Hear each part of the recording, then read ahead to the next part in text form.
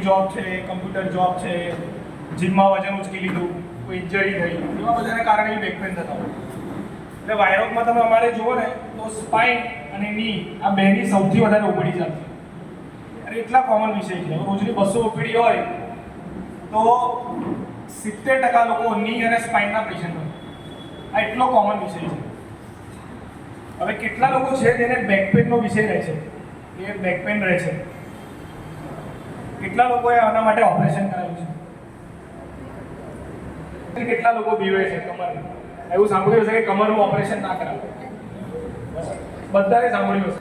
Last time હું talk માટે ગોત્રી ગયો હતો, બહુ મજા આવી, બધા ખાસા લોકો હતા, સિમિલર કોન્સેપ્ટ હતો. જોકે બહુ ક્વેશ્ચન પૂછ્યા, એટલે ના ખાલી બેક પેન રિલેટેડ, બધા જ રિલેટેડ એમને જે બી ક્વેશ્ચન હોય. હવે આજે હું ટ્રાય કરીશ કે વહેલું પતાવું. 2 ટોપિક કવર કરીશું, એક છે સાયટિકા અને એક છે ઓસ્ટિયોપોરોસિસ. એટલે ઓસ્ટિયોપોરોસિસ વિશે ખબર છે બધાને? હવે બેક પેન વિશે વાત કરીએ એટલે એવું કહેવાય છે કે 70% લોકોને લાઈફમાં કદી ના કદી તો બેક પેન હોય. થોડા સમય માટે આવે કે ચસક ભરાઈ ગઈ, ઊંઘવામાં આવી ગયું, કામમાં આવી ગયું, પછી દવા લીધી એટલે સારું થઈ ગયું, આરામ કર્યું એટલે સારું થઈ ગયું. ઘણાને કમરમાં ફ્રેક્ચર થયું, ઇન્જરી થઈ, કોઈ યંગ લોકોમાં. આજે તો ઇવન 20 વર્ષથી નાના લોકો બી બેક પેન માટે ઓપીડીમાં બતાવવા આવે છે. એટલું કોમન છે જે આપણે એવું સમજતા હતા કે નોર્મલી ઘસારાના કારણે 50 પછી થાય. હવે આપણે કહી શકીએ કે બેક પેન છે ને એક બીમારી નથી. જે રીતે કેવું છે કે મલેરિયા એક બીમારી છે, ટાઇફોઇડ બીમારી છે, એ બેક પેન બીમારી નથી. બેક પેન છે ને કંઈ ના કંઈ આપણા કામને લગતું, આપણે એના પર લોડ વધારે પડતો આપીએ છીએ એના કારણે થતો પ્રોબ્લેમ છે. જેવી રીતે કોઈ વજન ઉચકી લીધું એના કારણે બેક પેન થતું, એ બીમારી તો કહેવાય નહીં. એટલે it is not the disease, it's a problem. હવે જેને બી ક્રોનિક બેક પેન રહેતો હોય એને આપણે કહીએ કે તમે સાચું અને ફિઝિયોપેથ. અને જેને વધારે પડતો પ્રોબ્લેમ હોય જેવી રીતે સાયટિકા તે, તો એ લોકોને આપણે વધારે પડતી કોઈ ટ્રીટમેન્ટની જરૂર પડે. હવે દિવસની મેં 50 પેશન્ટની ઓપીડી જોતો હોય તો મહિનાના તમે જોવા જાઓ 25 દિવસ ઓપીડી કરું તો બી 1000 થી 1500 પેશન્ટ આપણે ઓપીડીમાં જોઈએ છે. ટોટલ 33 મણકા હોય. હવે બહારથી આપણે સ્પાઇનને જોઈએ તો આવું ચામડી દેખાય, બરાબર? હવે ચામડીની અંદર આવી રીતે મસલ્સ હોય એટલે સીધું સ્પાઇન એકદમ ના આવી જાય. પહેલાં ચામડી હોય, પછી એની અંદર આવી રીતે મસલ્સ હોય, પછી એની અંદર આવી રીતે મણકા હોય, અને મણકાની અંદર આવી રીતે યલો કલરની જે દેખાય છે ને ચેતાતંતુઓ કે. હવે બ્રેઇનમાંથી ચેતાતંતુઓ નીકળે અને કમર સુધી આવે. હવે ગરદનમાંથી જે નસો નીકળે બધી હાથમાં આવે, અને કમરમાંથી જે નસો નીકળે બધી પગમાં. હવે કોઈને ગરદનમાં નસ દબાય તો હાથમાં ખાલી ઝંઝનાટી આવે, અને કમરમાં નસ દબાય તો પગમાં દુખાવો આવે. આ સિમ્પલ વસ્તુ છે. ઓપરેશન થાય, ઇન્જેક્શન અને ઓપરેશનથી આ દુખાવો કોઈ દિવસ સારો ના થાય. આ પહેલો વિષય. બીજો, કમરમાં કોઈ જગ્યાએ નસ દબાતી હોય અને દુખાવો આપણા પગમાં આવે એને સાયટિકા કહેવાય. આ સેકન્ડ સ્ટેજ. સાયટિકામાં 95% લોકોને દવા કસરતથી મટે છે અને 5% લોકોને ઓપરેશનની જરૂર પડે. હવે ત્રીજો તબક્કો એટલે કે મણકો એક પર એક આગળ ખસી જાય. કોઈ કીધું હશે કે તમારો મણકો એક પર એક આગળ ખસી ગયો. આ ત્રીજો સ્ટેજ. આમાં થાય શું? જેવા ઊભા રહે અને ચાલે ને, થોડું ચાલી પછી કે આ બેસી જવું પડશે, પગ દુખાઈ જાય. બેસે એટલે સારું લાગે અને પછી પાછું ચલાવે, એટલે પહેલા એને સાયટિકા કહેવાય અને આપણે ગુજરાતીમાં એને રાંઝણ કહીએ. હવે ત્રીજો તબક્કો એટલે કે મણકા ઉપર મણકો આવી રીતે ખસી જાય. આ જુઓ, આ બધા મણકા લાઈનમાં છે, પણ આ મણકો આ મણકાની સરખામણીમાં આગળ ખસે છે કારણ કે ઘસારો વધી ગયો. એટલે આ મિકેનિકલ પ્રોબ્લેમ છે. જ્યારે મિકેનિકલ પ્રોબ્લેમ હોય તો સોલ્યુશન બી મિકેનિકલ હોય. આમાં ઘણા લોકોને સર્જરીની જરૂર પડતી હોય છે. આવે અને પગ ભારે થઈ જાય અને બેસી જવું પડે એટલે કે આપણને કમરમાં કંઈ ને કંઈ નસ દબાય છે. બરાબર? હવે શું કરવાથી આપણે આ 3 તબક્કા ક્લિયર છે? પહેલો તબક્કો ઘસારો, બીજો સાયટિકા, ત્રીજો મણકો ખસી ગયો.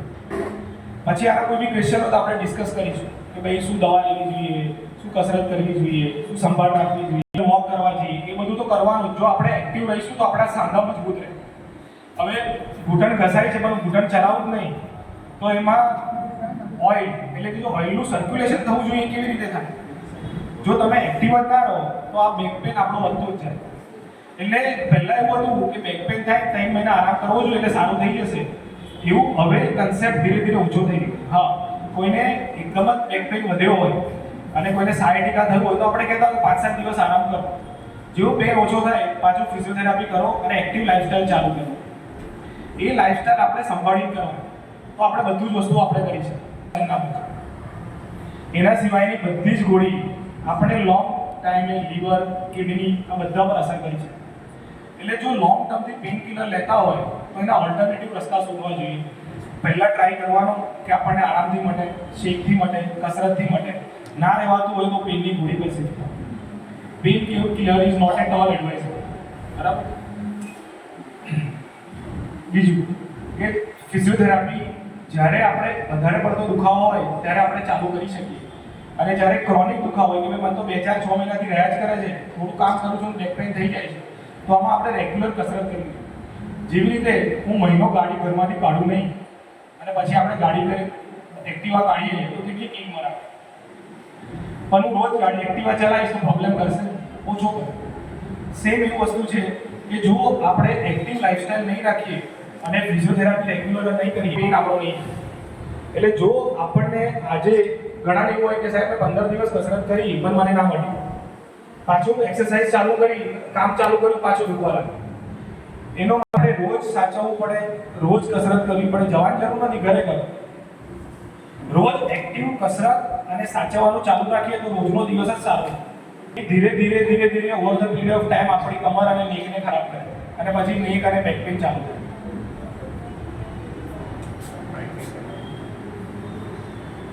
એટલે ખાસ કરીને કમ્પ્યુટર વર્ક, જેવી રીતે આપણે છોકરાઓને કહીએ કે જ્યારે તમે લખો વાંચો ત્યારે પ્રોપર પોસ્ચરમાં રહો, એક્ટિવ લાઈફસ્ટાઈલ રાખો. વજન ઉચકવામાં આખું બેસીને વજન ઉચકો, ના કે આવી નમીને વજન ઉચકો જેનાથી આપણને બેક પર અને ની પર બંને પર લોડ પડે. ડ્રાઇવિંગમાં, સાયકલિંગમાં, વ્હીકલ ડ્રાઇવિંગમાં આ બધું જ ઇમ્પોર્ટન્ટ છે. બીજું કે જ્યારે આપણે હોટલમાં જઈએ જે રીતે આપણા ગાદલા હોય એકદમ સોફ્ટ, એવું ગાદલું કોઈ દિવસ એડવાઇઝેબલ નથી હોતું. જે રીતે આપણે ખાટલામાં સૂઈએ તેમાં આપણને બેક પેઇન વધે કારણ કે બધો લોડ આપણા કમર પર આવે. આવું સી ટાઈપનો આકાર થઈ જાય આવી રીતે. એટલે જેટલું સ્ટ્રેટ ગાદલું એવું સારું છે. કમ્ફર્ટેબલ આપણા કોટનના ઘરના ગાદલા હોય છે સારા જ હોય છે. બીજું પીલો માટે, પીલો ઘણાની એવી આદત હોય છે કે હું મોટો પીલો લઉં તો મને સારું લાગે, ઘણા કે હું પીલો ના લઉં તો મને સારું લાગે. પણ એડવાઇઝેબલ એ છે કે આ ટાઈપના મેમરી ફોમ પીલો આપતા હોય છે જે નેક અને ગરદન બંનેને સપોર્ટ આપે. આ ટાઈપના પીલો કોને નેક પેન હોય તો સારું રહેતું હોય છે, તો એ યુઝ કરી શકાય.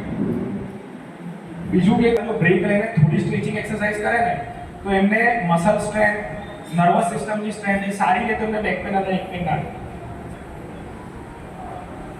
હવે બીજું હોય કે ક્યારે આપણે ડૉક્ટરને બતાવવું જોઈએ કે હવે અમુક વસ્તુ એવી હોય કે આનાથી લિમિટની બહાર જશે તો પછી મારે કન્સલ્ટ કરવું જોઈએ. ઘણા વસ્તુ કેવું હોય, અત્યારે હું યોગીનીમાં ઉપડી ગયો હતો. એક ભાઈને જમણા પગમાં પંજામાં પેરાલિસિસ જેવું હતું, રાઈટ પગ. 3 મહિના પછી બતાવવા માટે આવ્યા અને એમઆરઆઈ લઈને ફરતા. હવે એમઆરઆઈ જુઓ તો 4-5મા મણકામાં 100% નસ બ્લોક છે. આ તમને એક્ઝામ્પલ એટલા માટે આપું છું કે સમજે ઇન્ટરનલ વસ્તુ શું છે. હવે જ્યારે આ રીતે 100% નસ બ્લોક હોય, જમણો પગ પેરાલિસિસ થઈ ગયો, હવે આમાં 2 વસ્તુ છે કે દર્દી એ આ વસ્તુ નિગ્લેક્ટ કરી. ખબર જ છે કે પંજો નથી ચાલતો તો શું કરવા આપણે એને અવગણવા કરવી જોઈએ. બીજું કે બતાવવા જ લેટ આવ્યા. ઘણા લોકો એવા હોય કે બતાવવા આવી ગયા હોય પણ જ્યારે બી આવા કન્ડિશનમાં આપણે સર્જરી એડવાઇસ કરીએ ને એટલે સર્જરીથી બીવે કે સર્જરી ના કરાવે. બરાબર. જેમ મેં કીધું 99% પ્રોબ્લેમમાં સર્જરીની જરૂર નથી હોતી, પણ 1% એ નિગ્લેક્શનના કારણે એટલા બધા તકલીફમાં એ લોકો પડે છે કે પછી શું થાય કે over the period of time એ ધીરે ધીરે પેરાલિસિસ વધતું જાય અને પછી આપણે જો કરાવવા જઈએ ને તો પછી કે આમાં કોઈ રિઝલ્ટની આપણને ગેરંટી નહીં. સન ફાર્મા રોડથી એક ભાઈ આવ્યા, એમને આવો બેક પેન થયો અને બેક પેન થયા પછી એમના ફ્રેન્ડે એવું કીધું કે ચાલો હું તને એક ભાઈ પાસે લઈ જાઉં એ તને મણકો બેસાડી આપશે. હવે ભાઈ ત્યાં ગયા અને પછી એમને ઊંધા સુવડાયા અને એડીથી બેસીને એ જગ્યાએ એમને લાત મારી હશે કે વોટેવર જે બી કર્યું હશે. પછી એમને એવું કીધું કે બેક પેન મારો વધી ગયો અને પછી ઘરે ગયા ને કે આવી જશે, 2 દિવસ આરામ કરો, મણકો બેસી ગયો. હવે 2 2 દિવસ પછી તો ઊભો જ ના થયો. પછી ભાઈ પાસે પાછા ગયા. એમને એવું કીધું કે ભાઈ હું બેસાડી આપું છું. એમને ફરી રેડી મૂકીને ફરી લાત મારી કે આપણે રાઈટ જગ્યાએ છે એટલા માટે પેન થયું. એક ટાઈમની ફરી વાત કહેવાય ને કે જ્યાં વાગે છે ત્યાં દુખે છે ત્યાં શું કરવા મતલબ હેરાન કરવાનું. પછી એ આયા બતાવવા માટે સિમ્પલ કશું નથી, ચસક હતી, મેડિસિન દવાથી સારું થઈ ગયું. એટલે આ રીતે બી ઘણા કેસ બગડતા હોય છે, સિમ્પલ કેસ. સંડાસ પેશાબમાં તકલીફ પડવા લાગે, ચાલવામાં બેલેન્સ જવા લાગે, પછી પગમાં વીકનેસ આવવા લાગે, એનો મતલબ કે પેરાલિસિસની અસર થઈ છે આપણે. બરાબર? એટલે આ રીતે તકલીફ હોય તો બી આપણે બતાવવું છે. આજે આપણે યુપીઆઈથી ટ્રાન્ઝેક્શન કરીએ. પહેલાં પેટ્રોલ ડીઝલની કાર હતી, આજે ઇલેક્ટ્રિક કાર આવી ગઈ. સેમ વસ્તુ દરેક વસ્તુમાં ઇવોલ્યુશન થાય. હવે મેડિકલ સાયન્સમાં ઇવોલ્યુશન થાય એમાં અમે લોકો ઇન્વોલ્વ છે એટલે અમને વધારે ખબર હોય. એટલે એના માટે થોડું વસ્તુ જ્ઞાન આપીશ કે જેમ પહેલાં ઓપન સર્જરી થતી હતી, એટલે કે જ્યારે આપણે સ્પાઇનમાં સર્જરી કરીએ ને અમે ચીરો પાડવો પડે. ચીરો પાડીએ ત્યારે પછી આપણે હાડકા સુધી પહોંચીએ અને નસ છૂટી પાડીએ. હવે એ જ વસ્તુ આ દૂરબીનથી થાય છે. જેમ આપણે પિત્તાશયનું ઓપરેશન કરાવીએ, એપેન્ડિક્સનું ઓપરેશન કરાવીએ, જેમ પેલું નાનો દૂરબીનથી કરે એ સેમ વસ્તુ હવે સ્પાઇનમાં પોસિબલ છે. આપણી અંદર જ પ્રભુએ બધી શક્તિ આપી છે. બધા રોગ પણ આપણી સાથે છે અને બધા રોગનું સમાધાન પણ આપણી અંદર. મેં આજથી 13-14 વર્ષ પહેલાંની ટ્રીટમેન્ટ ડૉક્ટર બ્રજેશભાઈની પાસે અને તે વખતે મને એમને કીધું કે બીજા પગમાં પણ ઘસારો છે અને 2-3 વર્ષમાં તમારે ટ્રીટમેન્ટ કરવો. હજુ સુધી એ પ્રશ્ન yoga meditation is the only solution for our disease. અને એમાં હું મેડિકલ સાયન્સની એમાં નથી કહેતો, પરંતુ મારી પોતાનો જે અનુભવ છે, ઓબ્ઝર્વેશન છે કે વર્ષોથી હું આઈ ગેટ અપ એટ 3:30 અને હું યોગ, પ્રાણાયામ, ચક્ર એક્ટિવેશન, મેડિટેશન આ બધું રોજ કરું છું.